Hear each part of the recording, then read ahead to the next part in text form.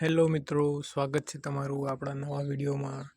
તો આજના વિડીયોમાં આપણે વાત કરવાના છીએ GCAS કોલેજ એડમિશન્સ 2025 વિશે.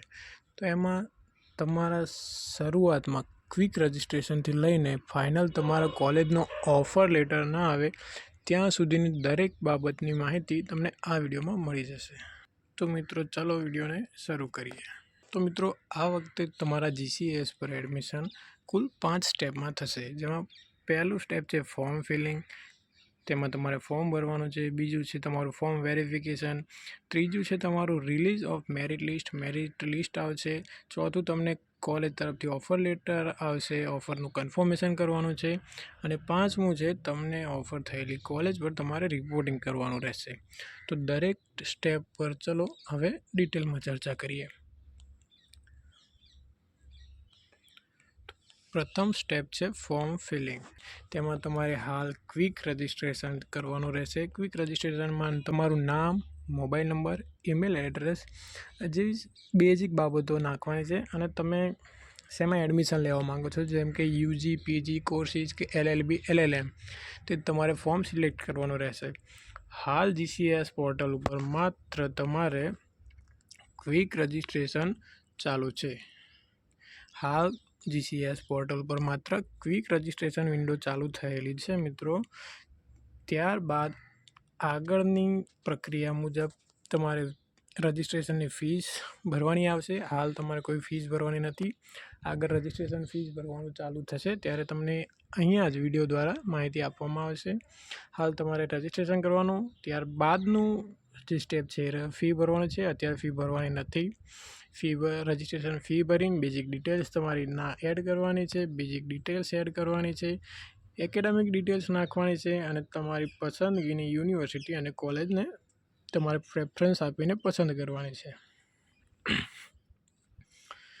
ત્યારબાદ તમારું સ્ટેપ 2 જે છે એમાં તમે જે કોલેજ પસંદ કરી છે અને તમારું રજિસ્ટ્રેશન કરવું છે એ વગેરે ડોક્યુમેન્ટ્સની પ્રિન્ટ કઢાવી લેવાની છે, પ્રિન્ટ આઉટ લઈ લેવાની છે.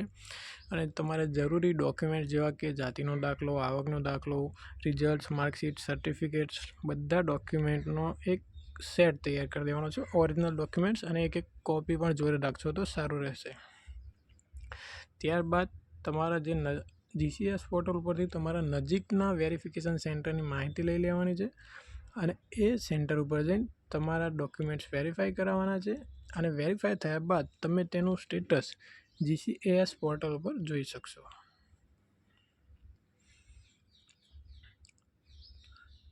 ત્યારબાદ મિત્રો સ્ટેપ 3 છે મેરિટ લિસ્ટ બાય કોલેજ અથવા યુનિવર્સિટી.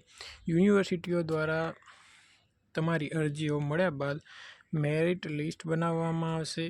બીજું પણ મેરિટ લિસ્ટ રિલીઝ થશે, જે GCAS પોર્ટલ પર તમને મળી જશે, અથવા આપણે પણ વિડીયો બનાવીને તમને માહિતી આપી દઈશું. ત્યારબાદ મેરિટ લિસ્ટ બાદ તમને OTP આવશે. જે OTPને તમારે કન્ફર્મ કરવાનો છે. એનાથી તમે એવું કહો છો કે ભાઈ અમે OTP કન્ફર્મ કરીએ છીએ અને અમારી સીટ તમારી પસંદગીની કોલેજમાં તમે રિઝર્વ કરાવી દો છો.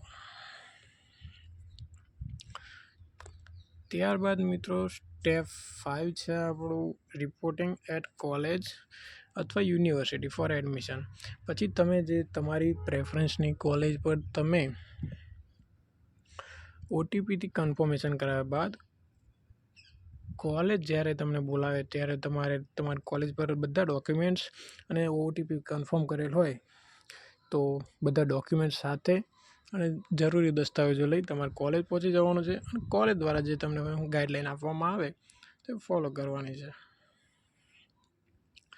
ત્યારબાદ બસ મિત્રો, ગુજરાત યુનિવર્સિટીની તમામ યુનિવર્સિટીઓ માટે 2025માં તમારે એડમિશન જોઈતું હોય તો ઉપર મુજબની પ્રોસેસ ફોલો કરવાની છે.